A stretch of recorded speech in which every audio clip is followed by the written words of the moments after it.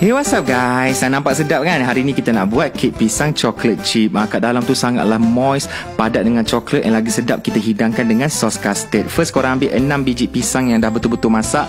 Jangan buang pisang tu, walaupun kat luar rupa dia macam tu, dia elok lagi sebenarnya. Kita lenyekkan kasar-kasar macam ni. Tambahkan 2 cawan tepung gandum, masukkan lagi setengah cawan. So 2 cawan setengah lah. Tambahkan 2 sudu kecil bikarbonat soda, 2 sudu kecil baking powder dengan 1 sudu kecil garam.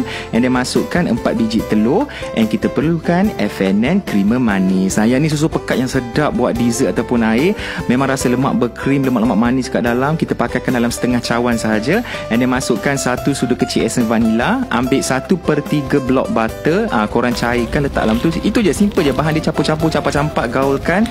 And then masukkan 1 cawan chocolate chip ataupun chocolate coins.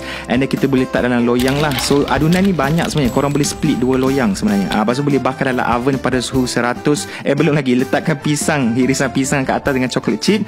Bakar dalam oven pada suhu 170 Celsius selama 50 minit. Ok, next untuk kuah kita perlukan FNN creamer sejat. Yang ni pun lemak berkrim juga. Sangat perfect buat dessert ataupun nak buat air. KA selalu gunalah air kan. So korang guna 1 tin. Tambahkan setengah cawan air, 2 sudu gula.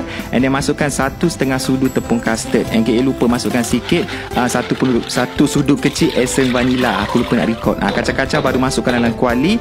Masak sampai dia pekat. Yang boleh letak kat tepi lah. Ok, kita punya kek pun dah pun siap. Cantik rupa dia, macam hantaran kahwin kan. Kalau aku kahwin, aku nak 7 dulang kita punya kek pisang coklat ni.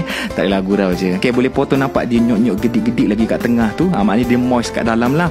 Yang ni best kita servekan dengan kita punya sos custard tadi tu. So nak makan sejuk boleh, nak makan panas-panas pun boleh juga. Kat luar bau kata pisang tu harum, dalam tu dapat coklat yang sangat sedap.